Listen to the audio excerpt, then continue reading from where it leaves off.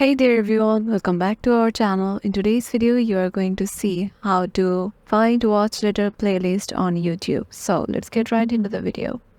Head over to your YouTube application. Once you're there, make sure you have logged in into your desired account from which you want to see your watch later playlist. Then head over to your profile of your YouTube by clicking the profile icon on the lower right corner. And there you can find your playlists that you have made in YouTube.